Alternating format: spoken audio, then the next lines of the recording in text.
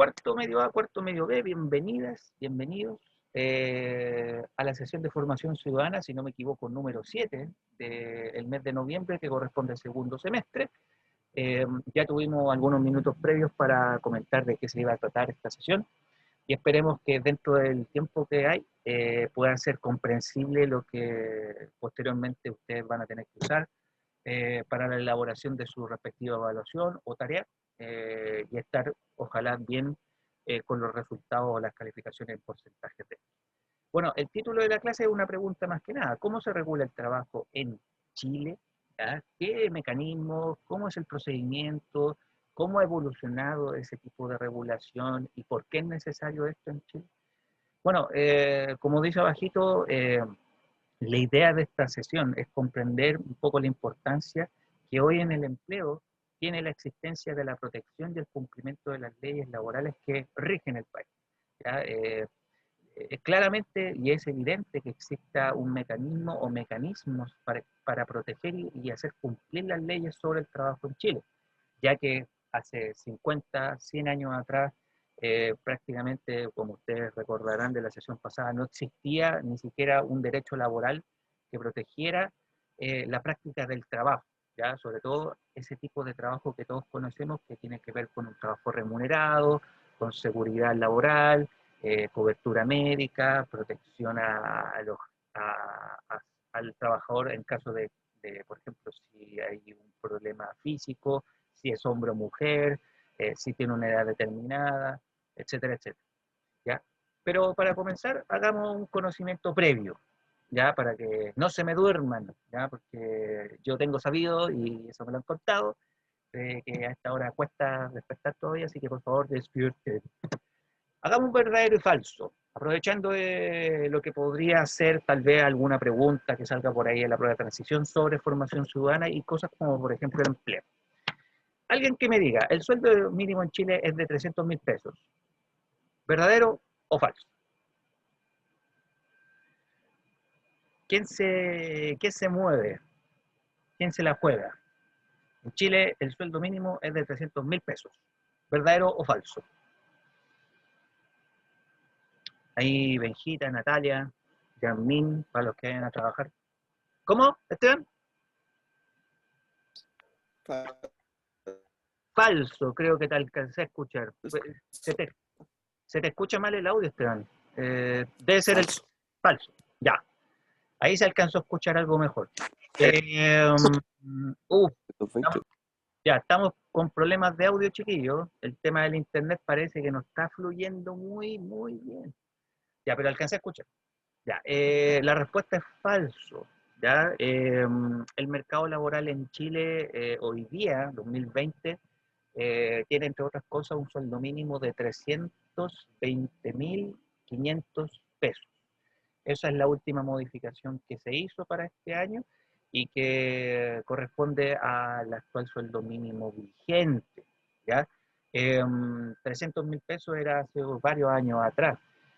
Algún dato extra, por si no se sabía, todos los años se tiene que legislar sobre el sueldo mínimo. En Chile se habla todos los años de lo mismo. La diferencia está en que si cada año sube más y más, o se mantiene y genera la discusión que hasta el día de hoy se tiene con lo lento que es el asunto de poder hacer subir más el sueldo mínimo producto de lo encarecido que es la vida a medida que pasa el tiempo.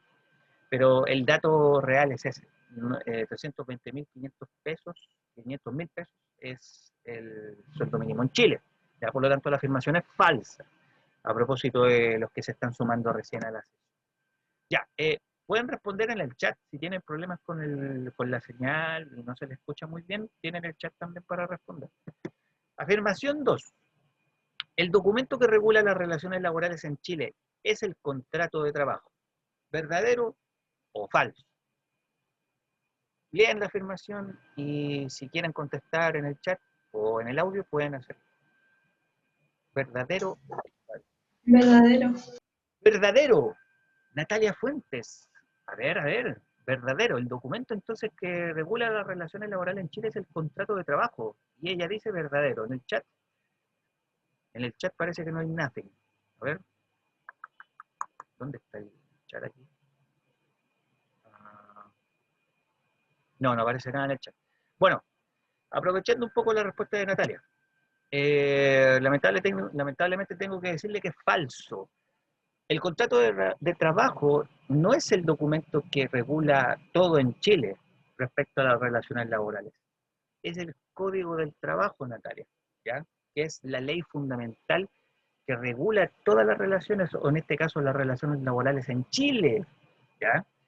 Si la afirmación hubiese dicho que regula las relaciones laborales entre empleador y empleado, sería el contrato de trabajo.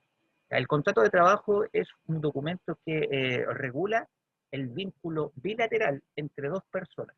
En este caso, el empleado y el empleador que te contrata. De donde obviamente sale todos los detalles más puntuales de lo que significa ese vínculo formal. Pero como si lo logras entender, el contrato de trabajo es un vínculo de relación laboral claramente más local, mucho más pequeño, mucho más limitado y no a nivel universal, que en este caso sería la ley llamada Código del Trabajo. De ahí la afirmación que sea falsa, por el hecho de que aquí está hablando de las relaciones laborales en Chile, ya no entre empleado y empleador. ¿Ya? Ojo con ese detalle de la afirmación. ¿Verdadero o falso? La edad mínima para jubilarse en Chile en mujeres es de 60 años. ¿Verdadero o falso? ¿A qué edad se jubila una mujer? Bueno, Verdadero. Falso. ya, alguien dijo ahí verdadero y el Benja dijo falso. Ya, ahí ya tenemos un pequeño debate. Ahí tenemos un pequeño debate. Ojo con esto. Recuerden, edades mínimas. Ya no existe una edad máxima, por así decirlo, de jubilación. Pero en el caso de las mujeres, los 60 Ah, no, no, profe. Es verdadero, verdadero, verdadero. correcto. En los hombres, Benjita, son 65 años. Correcto, ahí alcanzó. Sí, me acordé ahí. Ya, está bien, súper. Pero estos son detalles que más adelante no les va a influenciar todavía, tienen una larga vida. Pero ¿qué pasa en la familia cuando los papás o las mamás llegan a esa edad? Pero en Chile la regulación de jubilación tiene como tope mínimo los 65 años en hombres y 60 mujeres.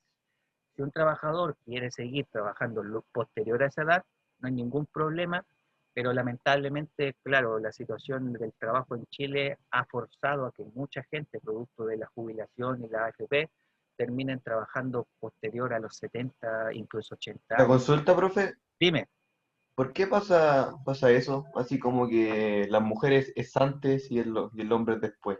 buenísima pregunta, Benjita. A ver, ¿cómo yo lo puedo resumir en términos sencillos? Hay una situación que ocurre aquí en Chile para las AFP, las asociaciones de fondos previsionales, y también de otros sistemas de ahorro, en donde particularmente las mujeres son personas, entre comillas, de más riesgo, de ganancia para esas personas, pero de pérdida para las AFP. ¿Por qué razón? Porque los hombres tienen una capacidad de trabajo mayor cuando están en edades de juventud, por ejemplo, 30, 40 años, donde dan más tiempo de su vida al trabajo que lo que ocurre con las mujeres. Pero es porque el sistema laboral es súper desigual entre las oportunidades laborales para las mujeres que para los hombres. ¿Ya? De hecho, los hombres ganan más que las mujeres hoy en día, eso lamentablemente lo sabemos. De hecho, la brecha salarial es más del 20% entre lo que gana mensualmente un hombre y una mujer. Por lo tanto, mientras más años trabaje un hombre y se jubile más tardíamente, más plata va a tener la AFP acumulada con ese trabajador.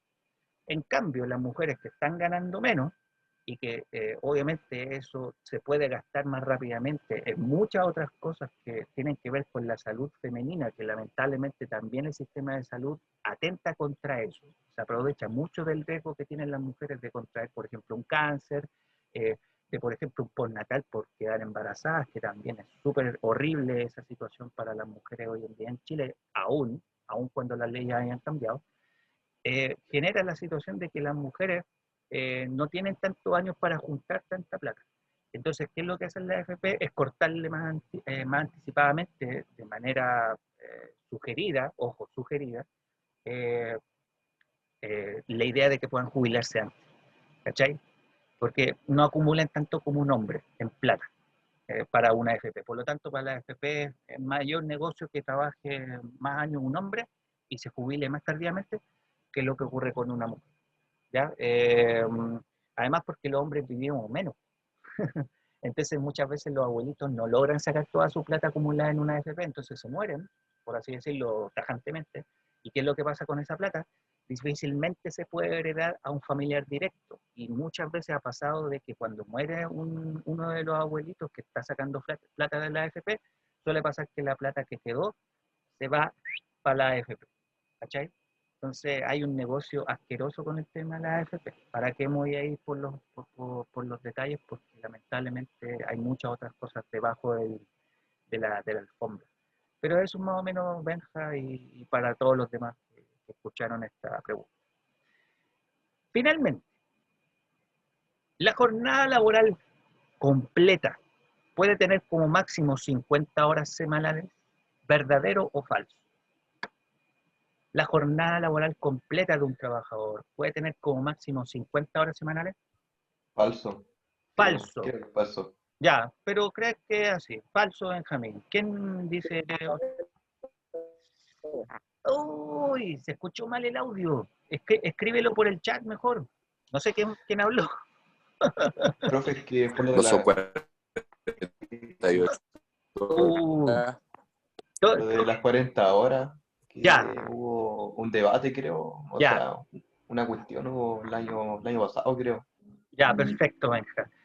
Hay un tema ahí que se discutió hace unos tiempos atrás. No estás tan equivocado.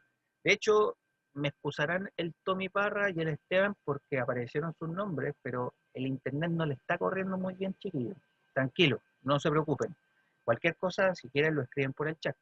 Pero parece que hay en Quilicura, en algunos casos estamos teniendo problemas de señal. Pero no se preocupen, la clase está íntegramente grabada. Eh, bueno, la jornada laboral máxima no es de 50 horas, sino que en realidad de 45, ¿ya? Por lo tanto, la afirmación es falsa. Por lo tanto, esa es la situación puntual que tenemos hoy en día, ¿ya? Los contratos de trabajo llegan con eso, ¿ya? Eh, así que no se preocupen por ese tipo de situaciones. En las jornadas parciales, el máximo puede ser de 30 horas. ¿Ya? Cuando te contratan por un máximo, por una jornada parcial, el máximo es de 30.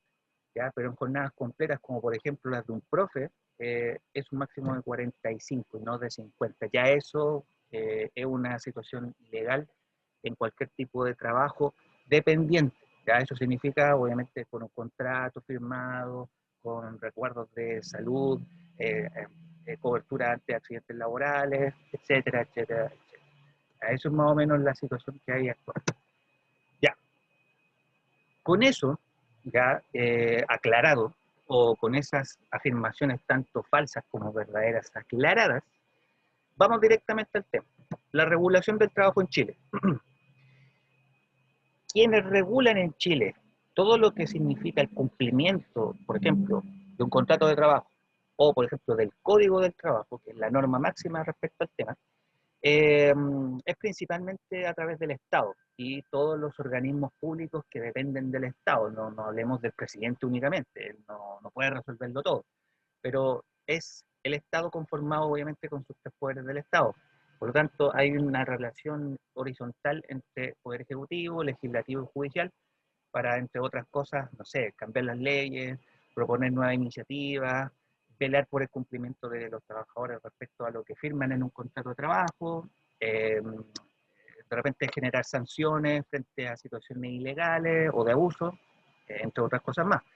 Por lo tanto, ante la legislación eh, existente, por ejemplo, en el Congreso, la idea es hacer cumplir todas las leyes de derechos laborales que hoy día rigen, como por ejemplo el tema de las horas semanales de trabajo y también a nivel diario, eh, cosas como el salario mínimo también, o las condiciones mínimas particulares en cada trabajo, por ejemplo, horarios, descanso, colación, entre otras cosas. Son muchas las cosas que se tiene que hacer cargo el Estado en sí, pero para que lo tengan súper claro, ya la regulación del trabajo y el cumplimiento no depende de tu jefe solamente. Si yo tengo algún problema, tengo que ir a una institución o a una oficina determinada que depende también de lo que es el Estado. Ojo con eso. ¿Ya? La regulación del trabajo en Chile, entonces, puede ser resumido en una corta lógica histórica, ¿ya? De cómo se fue dando esta situación en Chile. Cuando hablamos de regulación, los antecedentes los podemos encontrar incluso en los pueblos originarios. ¿Ya? Esto estamos hablando previo a la idea de Chile como país independiente, en donde los lazos laborales, en donde la regulación del trabajo dependía netamente del bienestar de la comunidad. Por ejemplo, los mapuches se preocupaban según cada habilidad que tenía el integrante de esa comunidad o de esa familia, eh, era principalmente por el vínculo sanguíneo, el vínculo familiar. Por lo tanto, el trabajo se autorregulaba según esas necesidades, pues, de comunidad, de familia, y por lo tanto, el bienestar. ¿Ya? No, no existían cosas como contratos, acuerdos de palabra, ni nada por el estilo. Solamente se marcaban bajo la idea de el bienestar común. Bueno, posteriormente con la conquista de los españoles de América y de todos los pueblos originarios y de los territorios que conforman el continente, empezó este proceso llamado sistema de trabajo llamado encomienda, ya que es el reparto de indios a través de este vínculo laboral. Se entrega un grupo de indígenas a lo que es el encomendero.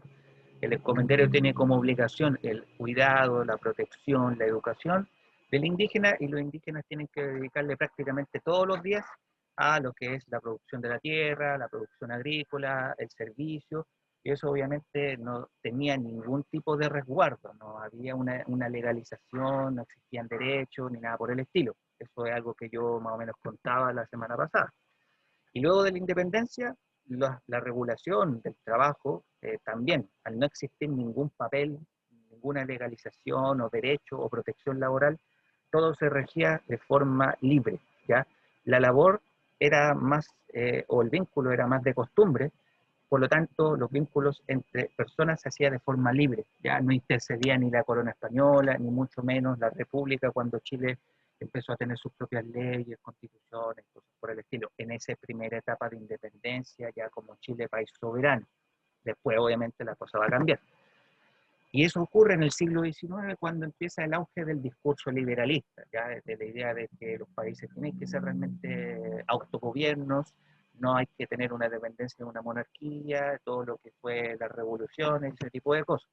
Por lo tanto, el trabajo se modifica porque también la sociedad tiene una modificación. Desaparece esa sociedad piramidal entre nobleza, clero y tercer estado, que yo conté hace mucho tiempo atrás cuando andábamos, por ejemplo, en octavo, y el trabajo en ese siglo ya es un contrato libre entre personas iguales, en donde, ojo, el Estado está al margen. Por lo tanto, en ese siglo la regulación del trabajo todavía no depende del Estado, sino que simplemente del dueño, por ejemplo, de una oficina salitrera, y el obrero que iba a pedir trabajo para trabajar y subsistir finalmente con ese tipo de labores, que como ustedes saben, en el salitre se arriesgaba prácticamente la vida por tratar de obtener un puñado de fichas y comprar en la pulpería de la oficina salitrera, como yo acabo de ejemplificar.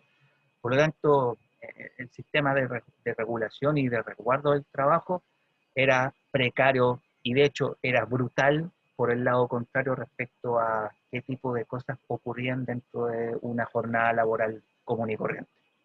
¿Ya?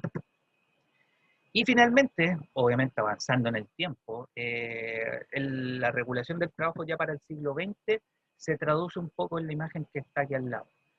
Aparecen los primeros derechos laborales, producto de la organización obrera y el logro y el cumplimiento de muchas de sus demandas, lo que fue entre medio generado o relacionado a lo que fue el movimiento obrero que terminó en episodios bien sangrientos, como ustedes recordarán probablemente la semana pasada, las matanzas y todo ese tipo de cosas, pero ya en el siglo XX empieza el Estado a hacerse cargo y derechamente a través, por ejemplo, de derechos, la promulgación de las primeras leyes y también diversas instancias, por ejemplo, en el Congreso para legislar sobre derechos laborales y prácticas correctas dentro del ámbito y del ambiente laboral.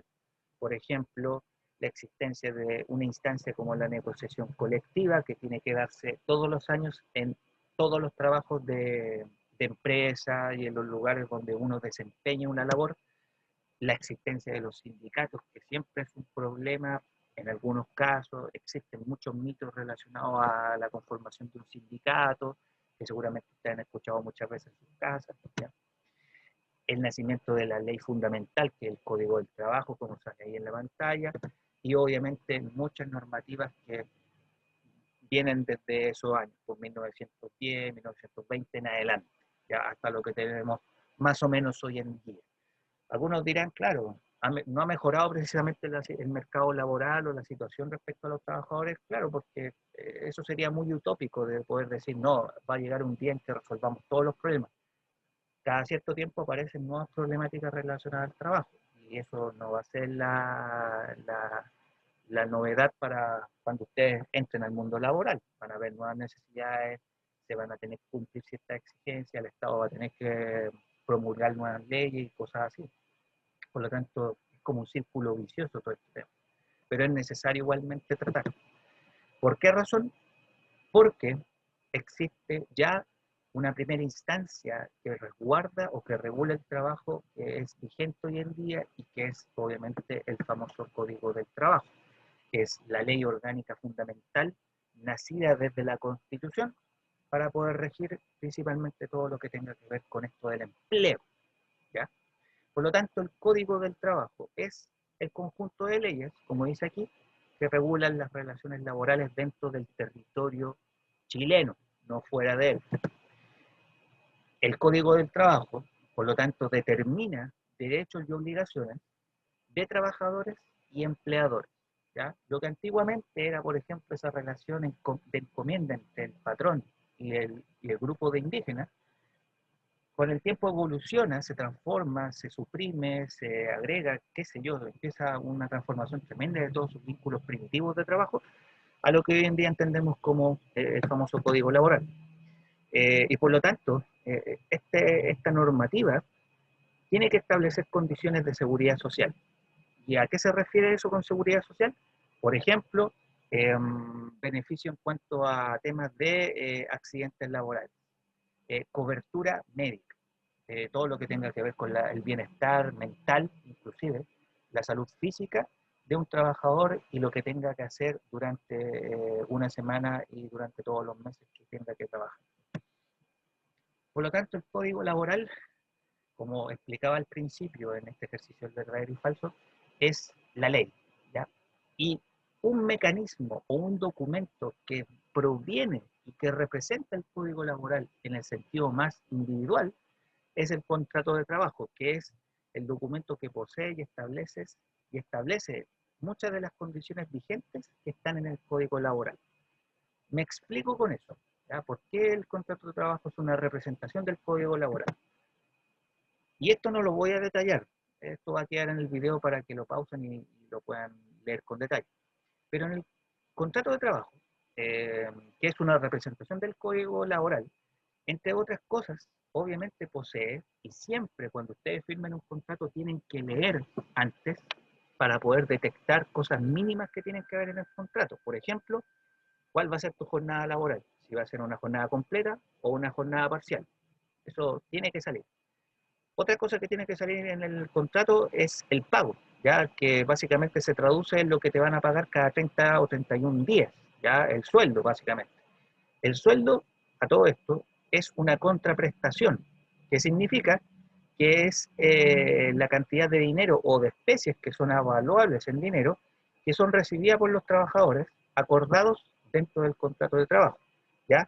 Y ahí obviamente habla de la periodicidad, del ingreso mínimo y condiciones respecto al tema de la edad, ¿ya? Pero en un contrato tiene que salir esa contraprestación traducida en pesos. Hay una cifra que es en bruto y hay una cifra que es líquida. ¿Ya? Cuando en un detalle del contrato se te habla del sueldo bruto, es el sueldo que no tiene ningún descuento, por ejemplo, en AFP, en impuestos, en, no sé, en otro tipo de cosas. Y el sueldo líquido, obviamente, el sueldo que, como ustedes deben saber, es el sueldo que corresponde a todos los detalles, incluyendo los descuentos de AFP, ISAPRE, eh, otro tipo de seguros e incluso impuestos. ¿Ya? Y otras cosas que aparecen dentro de un contrato es, por ejemplo, saber cuánto tiempo tienes de descanso para, por ejemplo, colación, eh, descanso respecto a simplemente el reposo, ¿ya?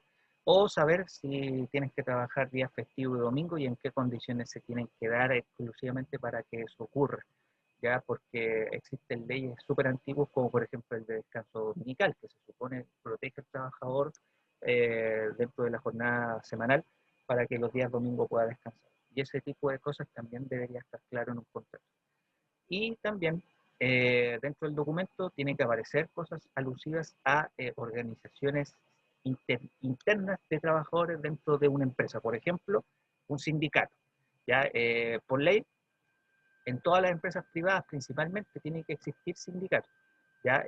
Se puede constituir sin autorización previa, son organizaciones voluntarias, pero idealmente los trabajadores deben ser parte de un sindicato porque es una instancia relevante para discutir, debatir y conciliar decisiones que entre medio de las jornadas laborales muchas veces no se tratan dentro de un contrato, pero que al existir este tema de los sindicatos se pueden agregar posteriormente cuando a ti te hacen firmar un anexo de contrato cuando ya llevan más tiempo trabajando. Por ejemplo, a mí me pasa que todos los años ahora estoy firmando un anexo de contrato donde se me aumenta el sueldo, la cantidad de horas, y ese tipo de cosas se pueden hacer previamente también dentro de un diálogo sindical entre dueños, jefes, empleadores y empleados, ¿ya?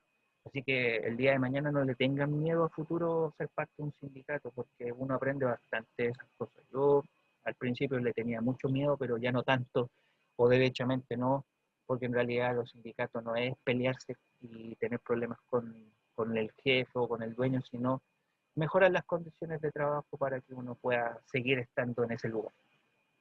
Es básicamente eso. ¿Alguna pregunta hasta aquí con el tema del contrato de trabajo? ¿O estamos bien? ¿No hay alguna duda puntual? En el chat tampoco. Bueno, ya. Y finalmente tenemos la inspección del trabajo. Si tenemos el contrato de trabajo que de alguna manera permite resguardar tus derechos laborales y tu buena situación dentro de una pega, la inspección del trabajo es la instancia cuando no ocurre cuando ocurre lo contrario, cuando hay una situación anómala, una situación de precariedad, una situación de abuso, pero básicamente una situación que no respeta lo que sale, por ejemplo, en un contrato. Y la inspección del trabajo es una institución fundamental para resguardar tus derechos ante un eventual abuso. Por lo tanto, ¿qué es la inspección del trabajo? Es básicamente la institución que se dedica a fiscalizar y recibir denuncias laborales de acoso, de maltrato, de no pago de sueldo, de despido injustificado, etcétera, etcétera. Todo lo que no se esté cumpliendo en un contrato de trabajo. ¿Cuándo se tiene que acudir? Eh, Obviamente cuando hay infracción, incumplimiento de disposiciones legales, previsionales, de salud, de higiene o de seguridad ocurría en la empresa, que obviamente son también situaciones que pueden ocurrir en el día a día y que también no necesariamente respondan a lo que sale en un contrato de trabajo. También es otra situación, ¿ya? Que la empresa no responda, por ejemplo, ante un accidente laboral. Eso es como muy común en los trabajos. ¿Quiénes pueden acudir a la inspección? Obviamente ustedes. Bueno, estoy hablando de ustedes como trabajadores. O también cuando tienen que ir en representación de un familiar, ya que sufrió, por ejemplo, un accidente laboral. También se puede ir como grupo de trabajadores y dirigentes sindicales mientras la relación laboral esté vigente. ¿Ya? La idea también de ir a la inspección del trabajo es cuando tú eres un trabajador vigente, ¿ya? Cuando hay un contrato vigente. Eh, ¿Y qué cosa hace la inspección del trabajo? Obviamente tiene un sistema de procesos bastante común. Los funcionarios de la inspección del trabajo van al lugar a verificar en terreno si se está cumpliendo o no las disposiciones de lo que significa la relación laboral, ¿ya? Y si no se están cumpliendo, por ejemplo, cursan multas en caso de infracciones a la ley. ¿Ya? Es como muy común ese tipo de resoluciones. ¿Ya? Y aquí aparece ya más un detalle más técnico respecto a dónde acudir, dónde queda una oficina y ese tipo de cosas que básicamente la inspección del trabajo tiene lugar en distintas partes de la ciudad, de las regiones y a lo largo de todo Chile.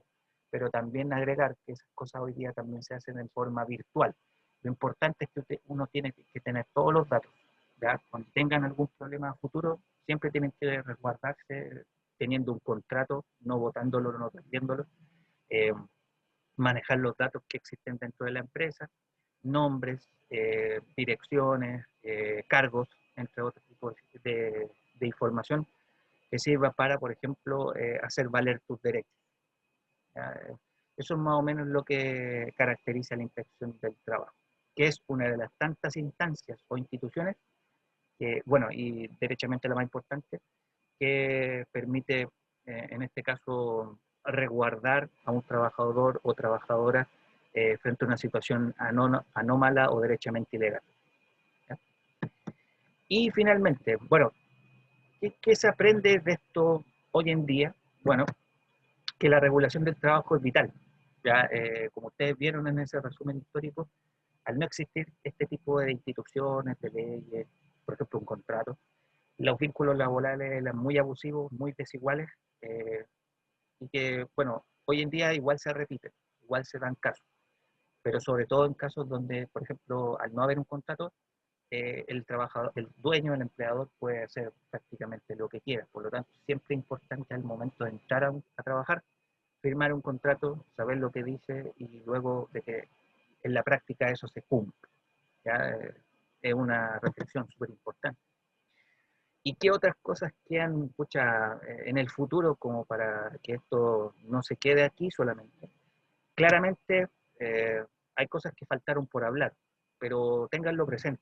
El tema de la inclusión laboral, las personas que tienen un problema físico, mental, motriz, eh, y que tengan el mismo derecho a trabajar que uno, ya que está sano, es un tema que con el tiempo ha ido evolucionando a través de reglamentos y leyes que en los últimos años han permitido mayor inclusión laboral para ese tipo de circunstancias o de casos fundamentales con aquellas personas.